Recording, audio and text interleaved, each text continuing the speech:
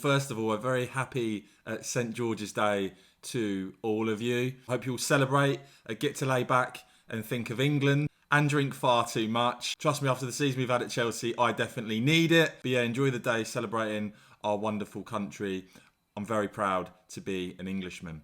Now, Home Secretary Suella Braverman laying out the government's agenda that we're going to see next week. And of course, this is an absolutely crucial battle for the government, for the Conservatives, in terms of stopping the boats. A huge showdown next week over the illegal migration bill, which we know, of course, has been toughened up. Basically, putting forward powers to effectively ignore the ECHR. But the government, of course, still remaining committed to ECHR membership, even though we know more voters now support leaving than remaining. You've got, of course, already talk that the Lords could be prepared to vote this down, to try and block this.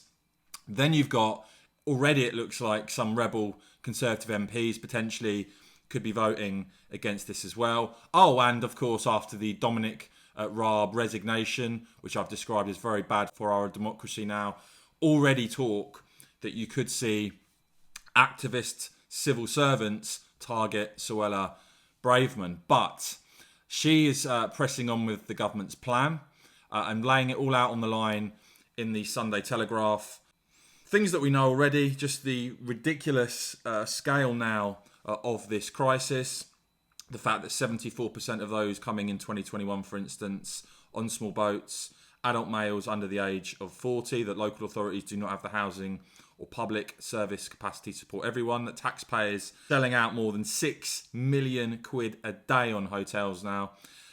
And these European Court Rule 39 interim measures that blocked the flight to Rwanda, the bill giving government what's described as broad discretion whether to comply with those interim measures. And Braverman there saying it's time for Parliament to bring this bill into force as soon as possible so we can stop the boats. Of course, the question of all of this stuff is, does that go far enough? And I know many of you are of the attitude that you support Braverman, as I do, but very sceptical about whether the government are actually going far enough, whether this is actually going to stop the crisis or not. And indeed, whether the Home Secretary herself truly thinks this goes far enough, given, of course, the fact that she has said explicitly in the past that the UK must leave ECHR completely. Both my experience as a barrister specialising in immigration law, defending the Home Office before I was an MP, and as the Attorney General, have led me to the conclusion that if we are serious about completing the Brexit promises, if we are serious about taking back control of our borders, then there is no alternative but for the UK to leave the European Convention on Human Rights and permanently exclude the jurisdiction of the European Court of Human Rights. I guess the question is, if this bill doesn't then stop the boats, and the Conservatives, let's say, put a commitment to leaving the ECHR in their next manifesto, by then, how many voters will have switched to supporting Richard Tice's Reform UK?